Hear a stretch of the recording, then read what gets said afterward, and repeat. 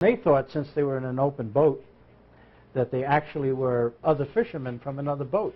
But what are you guys doing out here? So they said, well, believe it or not, we're rowing across the Atlantic Ocean.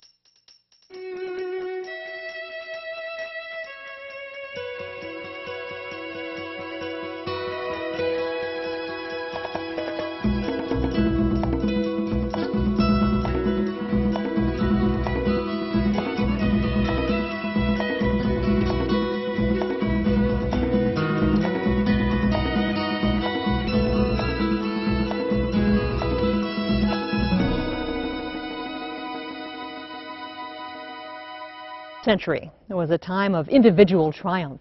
Could a person climb Everest, reach the North Pole, or even fly? Well, two such men added their names to that intrepid list of adventurers. They were Harbaugh and Samuelson. They took up the challenge of a New York magazine publisher to cross the Atlantic Ocean in a rowboat. And they did it in 1896. Now, artist Bill Osmondson wants to recreate the voyage of the Fox. This was a time when that individual challenge, if it was met, was really something. Bring some shading in here.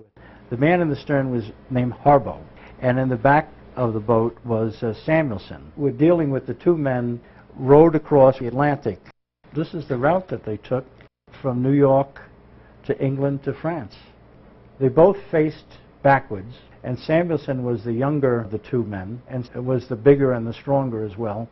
And Harbaugh was the navigator. And they had all the food stores tucked under the rowboat. We're going to have a wave concept that's going to be somewhat freeform. There was no sail, no motor. They passed some icebergs. You have an idea of how far north they were. They were as north as when the Titanic crossed the Atlantic Ocean.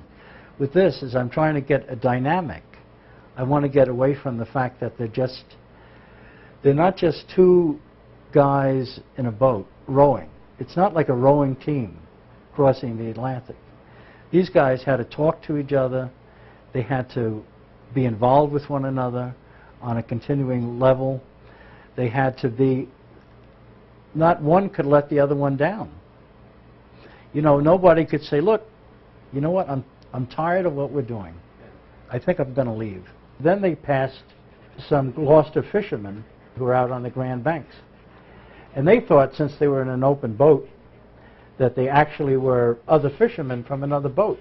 But what are you guys doing out here? So they said, well, believe it or not, we're rowing across the Atlantic Ocean. Everybody was a bit in awe of what these guys were doing.